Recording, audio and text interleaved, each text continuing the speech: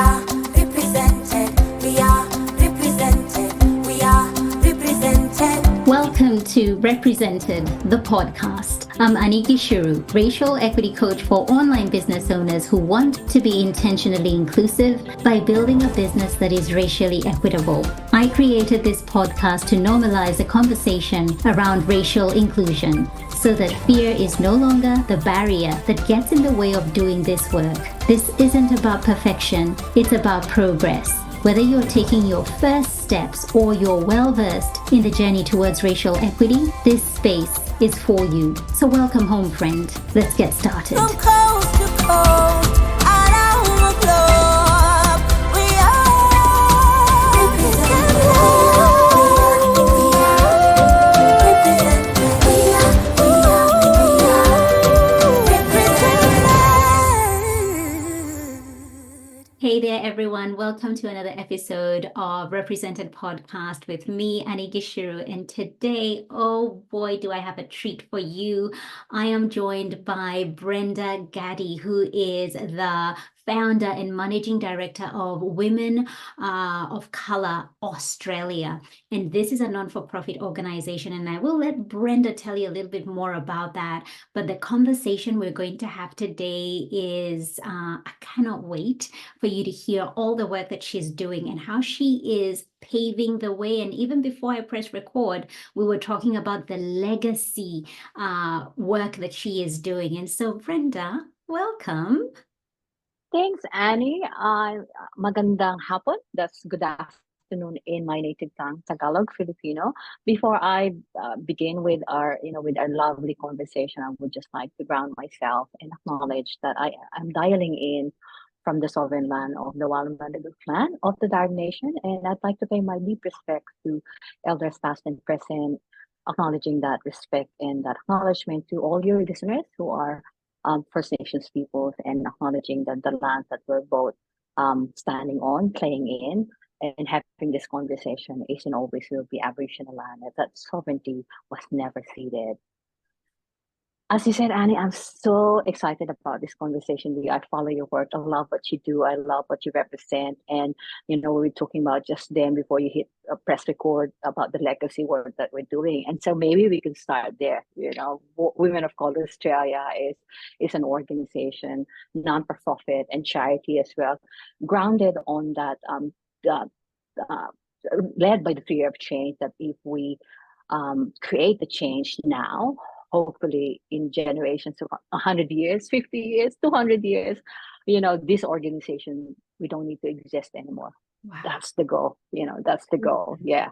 That is powerful. And before we even get to what was the catalyst that led to you wanting to create this, I think for us as women of color, we know we need something like this. But for the wider majority, they may be like, what led you to do this? Before we get to that, I want to talk to the term women of color.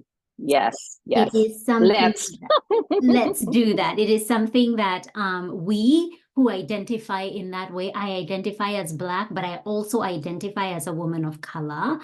And I would love you to tell us where this term originated from, because a lot of people who don't identify in this way, I feel like they get rubbed off in the wrong way, and it makes them feel like they're not included. Or what does that mean? Is white not a color if I'm a white woman? So let's go there, Brenda. Let's talk about that. I love that. Let's do the heavy stuff straight away.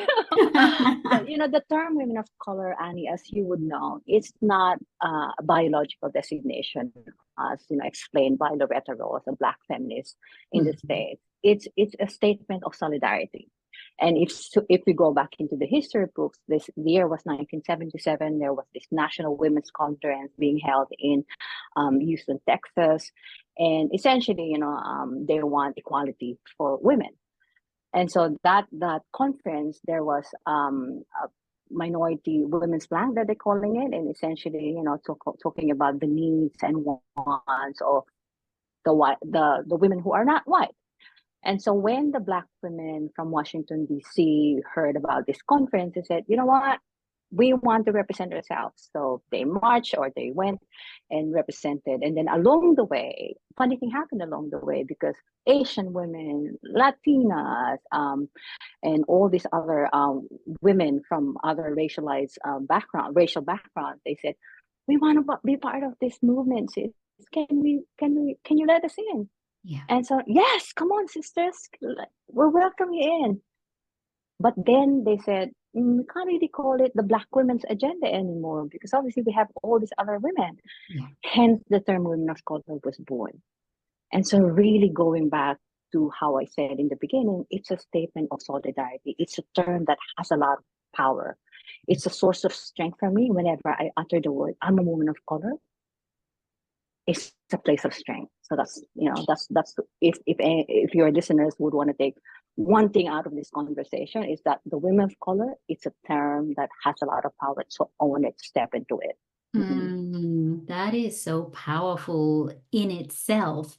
And there was something that led to that. There was a feeling of we're not included, especially when it comes to feminism, Brenda. And I don't know where you stand on matters to do with feminism, but there feels like there is two camps. Like when we try and bring feminism together, it's only addressing one area, and perhaps that is white women and Yes. their needs. And once those particular needs are met, if we see a woman step into the C-suite who's a white woman, we feel like there've been some gains there. But there's a whole entire group of women from a race perspective who have been left out. Yeah, and that's the power of this intersectionality framework coined by Professor Kimberly Crenshaw. So you were right there, because when we talk about diversity in this country, it's always viewed through the prism of gender. Yes. Like, enough of that. There are a lot of like layers and nuances and the intersectionalities, the intersections, and let's bring that to the fore.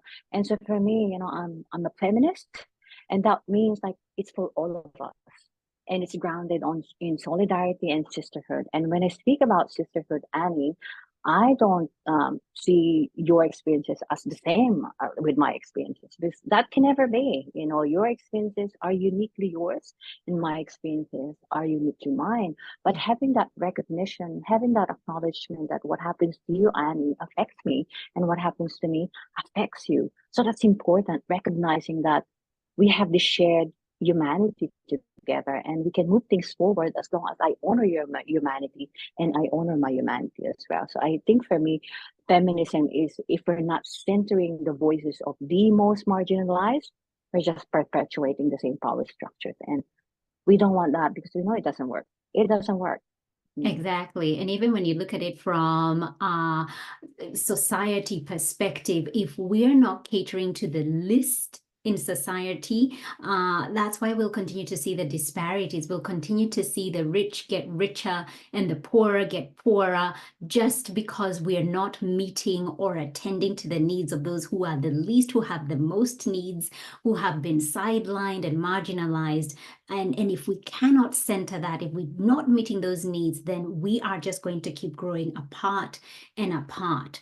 And this leads me to the question of, what was the catalyst that led you to start a non-for-profit? Because I can imagine that is not an easy journey to say that you're going to start a non-for-profit and knowing just how many hurdles are along the way. What was the thing that made you say, I want to do this, and not necessarily support another organization that is doing something similar in terms of when it comes to issues to do with race?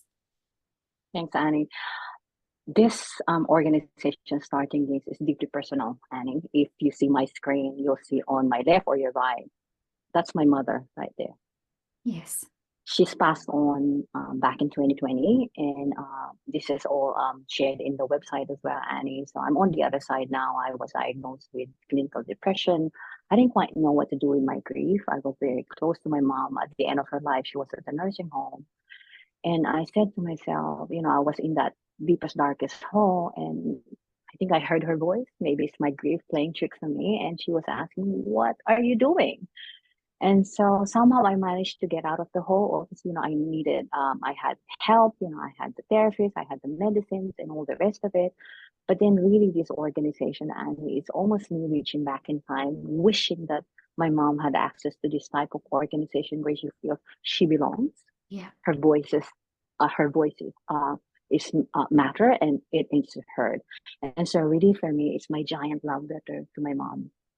That's what really that's the catalyst, the genesis of this organization. It's really like, how do I honor the memory of my mom? Because to the world, she's just this little Filipino woman, but to me, she's my world. And so, I want to honor that legacy, pursue, keep pushing forward. Because, when I was little, she would always tell me, you have a right to exist in this world.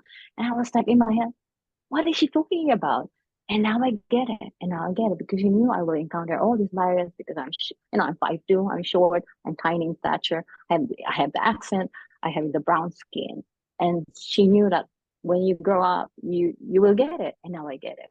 And so, yeah, so it's deeply personal. And so from the personal, obviously, it's, and I want to create a space as well for women who look like me, who sound like me, to enter into these spaces where they are respected, where they are valued, and when they are promoted. Because really, the purpose of this organization is to see more of us in positions of power, in leadership positions, but being very, very mindful of not replicating the same power structures that we've inherited, that we're still, in there, operating in. And so for us, our theory of change is, let's change the leadership landscape in this country. Let's reflect who we are as a nation, and let's see that in our politics, in our media, in our tech. So because if the change is not going to happen, if the change is not happening up here, we have to attack it from there, from all the sides, from bottom up, ground up, and all this, we have to have the allies as well, the white people as well. So yeah, so I hope that, that gives you an idea of, why I started this organization. So really, it's my mom, it's my mama, it's my nanay. The nanay is a Filipino term for mom. Yeah. It is such a powerful why, because when things get tough, it is our why that helps us to keep going on and keep doing what we created. And so to give context, because as I was getting ready for our interview, Brenda, I was reading a little bit more about your mom, and you say she migrated here in the 1980s. And so she was not born here, and she came in at a time when there was a lot of hate towards Asians. And so if you can just give context to that, because then it leads to her telling you that you do have a right to belong here. How do you perceive it was for her, migrating at that time, and some of the things that she may have had to have faced and not even spoken about? Yeah, it wasn't a topic that was really discussed, Annie. In the Philippines, it's like, I'm all right, all good here. But I knew that she experienced a lot of it. And so, this was the time where, Pauline Hanson, she's still around, we're being swamped by Asians, and all this malignant rhetoric is still around. And so, I knew that, I had to do something about it. And because I have 4 children, I have 2 of them are girls, Annie, and I don't want them to experience the same she's experienced, I think you experienced. Really want a better place for, the next generation. Yeah. I really appreciate you sharing that. And it is really, really personal what you are, what we experience as people of color, and the solidarity of coming together. And, a lot of times we have big dreams of, I want to create a future for my children that is different from the one that I have led. Like your mom wanted a different future for you, and you want a better future, for your 4 children. What steps did you take to make this dream of Women of Color Australia into a reality? Because a lot of times, many people do not get to live out their dreams because it's too hard. There's so much to just go through. There's a lot of red tape as well in bureaucracy. Yeah, huh? Hmm. How did you establish this organization? What steps did you take? Yeah, so mentors are very important. Back in 2015, I got involved with an organization called All Together Now. So they are a racial justice organization, and their vision, if you will, is to see an Australia that is free of racism. Big, bold vision. And I'm like, I want to get behind that. And so from there, I met the founder and the managing director, a white woman, solid ally, and a friend of mine, a good friend of mine. And so when my time there really planted the idea of maybe one day I could start an organization for women who look like me, who sound like me, a place where they can go to and just exhale. And so going back to your point, how did I do it? By expertise, by experience. I'm a marketer. I love data. I love data. I love evidence. Numbers. I love that because we know that what gets measured gets managed, what gets managed gets funded. And so for me, when I stepped into, creating this organization, I said to myself, what do I want to see? And what do I want to learn? And for me, the answer was I want to map out the lived experiences of women of color in the workplace because that's my thing. Why the workplace? You probably will ask, and your listeners, because we spend 80% of our lives in the workplace. We spend a good chunk of our most productive years in the workplace. And so for me, I see the workplace as both a site of change, and I see the employers and the employees as change makers themselves. And so I had an existing relationship with a university. She's from Murdoch University back in 2020. I told her, I haven't got budget, but I really want to do this survey. Can you help me? And she did. Again, a white woman. And so we did that. We mapped it out, and first of its kind in Australia. And from there, we uncovered what we knew all along as women of color navigating mostly, predominantly white ethnocentric workplaces, that we're still being racialized in the workplace. This 2020, Annie, we're still tokenized, or discriminated against, and all these other forms of woundings and oppressions. We had about 543 respondents from that survey, and about 70% were Aboriginal and Torres Strait Islander women, which is like, I'm really heartened by the fact that the first peoples of this land, Aboriginal and Torres Strait Islander women, see the organization as an organization that is standing in solidarity with them. And so from there, we asked the question, what can we do as an organization to help make your working lives a little bit better? What can we do? And overwhelmingly, they told us we want access to mentorship programs, to leadership programs, to coaching programs by us and for us, contextualized to our lived and living experiences. Because there are heaps and heaps of leadership programs out there, Annie, and you would know this, but you can probably count the number on your fingers, like how much are contextualized to our experiences. And so we answered the call, and then we approached the Victorian government. We pitched a proposal to them.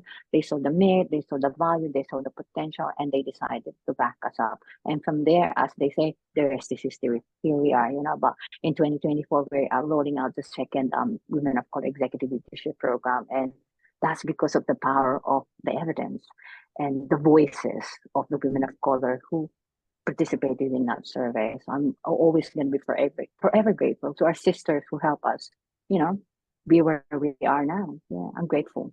That is incredible. First and foremost, to put out a survey and to get us to speak up, because a lot of times these discussions, as you would know very well, Brenda, happen behind closed doors. We share with one another. We share about the things we are experiencing. And there's so much fear, particularly in the workplace. You don't want to say anything to already put you in a negative light. You're already experiencing, all forms of discrimination. And then to add on to that and say that this is how you feel makes things even worse for you. And so to have heard people, answer this survey is such a huge testament to how much is needed and the change that is needed, and then to respond, because again, people do surveys, they get the results, but they don't do anything with those results. And so we are constantly feeling like, oh, we've said what we need,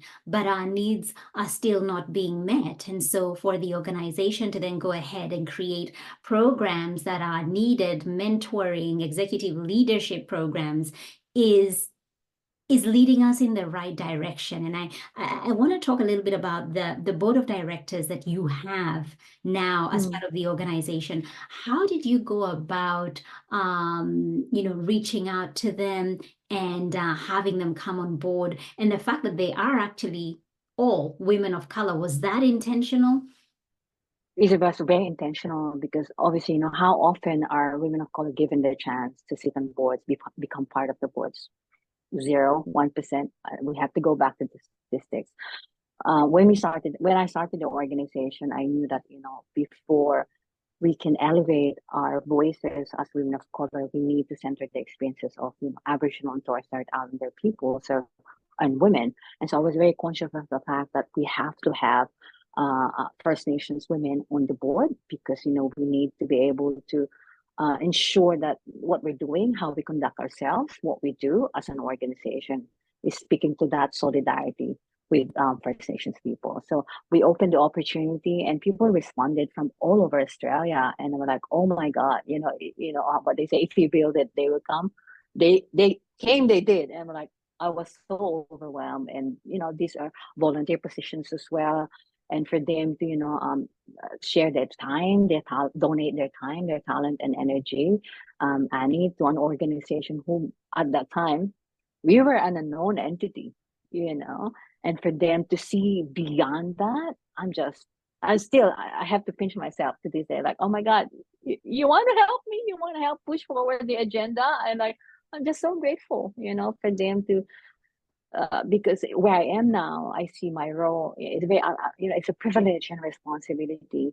And for this women to come into the circle, it's, I'm grateful. I'm just so happy that, I get to I get to be in that community, and to witness every single day the dedication of these women to, like, what can we do, Brenda? How else can we support you, and the organization as well? So I'm lucky. I'm blessed. Incredible. Yes, absolutely blessed.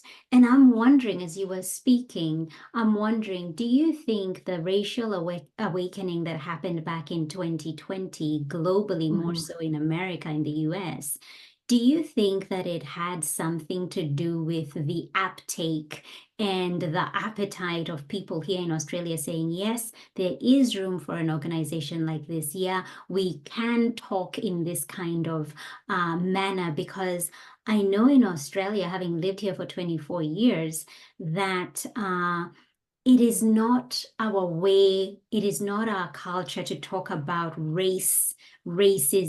It is almost taboo to mention it. It is very covert. Even how racism happens, it doesn't happen in your face. It is very covert. And so do you think that racial awakening had something to do with the uptake and how we are able to then have conversations and actually say things like women of color, and we are creating something like this to amplify these voices and these lives that have been sidelined and marginalized? Do you think that played a role? I think so. The level of consciousness has certainly been raised. But if we step back, the first peoples of this land have been fighting for racial justice for almost 300 years now. And so for me, the fight has always been there. It's just that, we had to see this video of George Floyd being, murdered right in front of our eyes for us to say, you know what, I need to do something. And so, yes, you're right. It really catapulted, that awareness and that awakening. And so, as you said, 3 years, 4 years, 5 years ago, this organization would not have existed. But because that happened, it really put, the mirror up to the society, the mirror to Australian society. Hey, racism is happening. It's alive and happening. It's happening to us. What are we going to do about it? And so yeah, so you're right. Yeah, definitely, it's the awakening, the level of consciousness is much more evolved and much more mature. The conversations we're having, we can talk about racism now. It's not who hush us. It's still like pockets, but here we are, an organization called Women of Color Australia, growing into wide spaces and talking about these woundings that are happening to us and what can we do. That's the most important thing there. Where to from here. Where to from here? And speaking to those programs that you have, the mentoring program, the executive leadership program, there is even the Victorian Public Sector Women of Color Leadership Program. How, if somebody's listening, they're like, oh, I'm a woman of color, that sounds like something I'd be interested in. What is the process? Is this something that gets rolled out annually or biannually? What is the process? It's really dependent on the funding that we get, obviously, because we need to have funding with these programs. But for example, the Walk Mental Walk program, that's our flagship, that's our national program. We open that every year as well. We are always oversubscribed, Annie, with the programs that we offer. Say, for example, the mentorship program, we were only offering 40 spots. The last EOIs, the last round, we had almost 150. Wow. And so this is the need. This is the critical need that's out there. Like, we want in. So the plan is to roll this out every year to make sure that we're opening the opportunities to as many women of color as possible, and ensuring that you again, there's respecting the lived and living experiences again. So what we do is, when we match up, we are mindful of what do you need, what do you want to achieve out of this program, and always, if we step back a bit, we always have that co-creation process. So whatever programs we roll out, we always go back to the community. Does this make sense to you? Will this work? What do you think? We always have that, because it's important. We can't just say we know better, because otherwise we're just using the same structures. We always go back. It's very important what we center the voices of the women in our community, that they're part of the design, the development, and the delivery. Most importantly, yes, we're about racial justice, but we're about economic justice as well. So, we want to make sure that the women, the subject matter experts that we are procuring, or we're hiring, engaging, are people of color, women of color, because we want to give it back to them, the economic justice. Because often we're like afterthought. Sometimes, they expect us, actually not sometimes, often they expect us to just work for free. Like, we're not doing that anymore. No way. Yeah. And I love that collaborative approach that you have, which is power with rather than power over people. And so, Brenda, as we come to the end of this conversation, what are you currently working on as an organization? What conversations are you having? And what kind of support does the organization need right now? Yeah, I'll answer the last question, the support, in terms, if you're a listener and you want to get involved in the organization, check us out. You can volunteer your time, talent, and energy. You can sponsor us. You can bring us into your organization. You can talk to your HR leaders, DEI leaders, about the program that we do and how you would want this particular program rolled out into your respective organizations. So instead of future plans, we want to expand our programs to all the states, if we can. That's the plan. And to other sectors as well. We want to engage with the women of color in tech, women of color in finance, in the manufacturing, energy sector. So we want to expand that. And then the other side of that, Annie, which is probably what's needed, is to engage the other side of the equation, which is the systems and the structures. We're in the process of rolling out specific programs that would answer that need, which is essentially, white people, come help us. How do we do things better? How do we ensure that this diversity, equity, inclusion work that we're doing is really centering the voices of the most marginalized, and they are benefiting from this initiative, from these programs? Because we hear a lot of talk about diversity this, equity that, inclusion that, but who's benefiting? Who's benefiting? And so for us, we want to engage with agencies, organizations, and ask them the question, who is benefiting from this program? Are you centering the voices and the experiences of the most marginalized employees within your organizations? If not, we can help. Amazing. So My last question to you, Brenda, and this Yeah. one always kind of gets people like, ooh. The question is, if fear was not a factor, how would Yeah. you show up in your work? Wow. Wow. I'm fearless, sort of. I go into this space as really demanding, Annie, but always, I still have that little voice inside my head. But then I talk to that voice and tell her, "You're right. You got what it needs. You know what you're talking about." And so for me, when I go to these spaces, I'm guided by the spirit of my mom.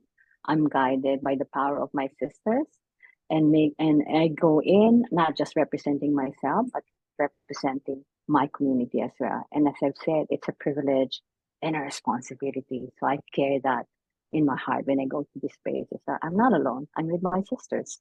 Mm. Yes, you are. You are not alone. You are with your sisters. And so, where can we find out more about Women of Color Australia's on social media, website? Yeah. So our website is called womenofcolor.org.au. So come check us out. Follow us on the socials. We're very active on LinkedIn because again, workplace, that's where we want to create the change. We're on Instagram as well, but subscribe to our database as well. Subscribe to our newsletter so you get instant updates of what we're doing, future plans, and just talk to us. Come talk to us, and come join the sisterhood. And I will have those links in the show notes for you to check out. Brenda Gaddi, thank you so much for your time and wishing you all the very best. Thank you so much, Annie. Maraming salamat. Thank you in the language as well. We are represented. We are represented. We are represented. Thank you so much for tuning in. Why don't you go ahead and hit that subscribe button and leave a review so this podcast can reach more online business owners, and together we can begin to normalize racial inclusion in the online coaching space. I'd love to acknowledge the traditional owners of the land where this podcast episode was recorded, the Wiradjuri people in central New South Wales, Australia. Music produced in Nairobi, Kenya by Patrick St. P. Mbaru and Kambua Mathu. Vocals by Joanne Matata. Represented.